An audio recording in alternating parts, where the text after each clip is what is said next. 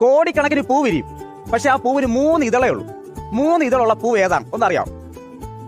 കോടിക്കണക്കിന് പൂ വിരിയും. പക്ഷെ ആ പൂവിന് 3 ഇതളേ ഉള്ളൂ.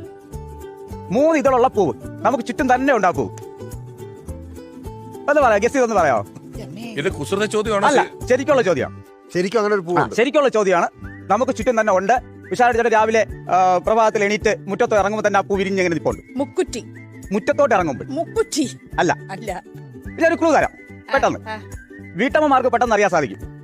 ഇതിൽ നിന്നുണ്ടാകുന്ന ഫലം കറി ഉണ്ടാക്കാൻ ഉപയോഗിക്കും. മുളക് അല്ല. 3 ഇതളുള്ള ഈ പൂവിന് അല്ല. അഗസ്തിപ്പൂ അല്ല. കറി ഈ പൂവിൽ നിന്നുണ്ടാവുന്ന ഫലം മുരിങ്ങപ്പൂ. കറി ഉണ്ടാക്കാൻ ഉപയോഗിക്കും. അല്ല. എന്നാലും പെട്ടെന്ന് പറയാൻ പറ്റും. കറി ഉണ്ടാക്കാൻ ഉപയോഗിക്കില്ല. നമ്മൾ ഏത് കറി ഉണ്ടാക്കാനും ഈ ഐറ്റം ഉണ്ടാവും. തെങ്ങിൻ പൂവ്. അതിന്റെ ആ കണ്ണിക്ക് 3 ഇതളേ ഉള്ളൂ. എന്റെ രാജാവേ.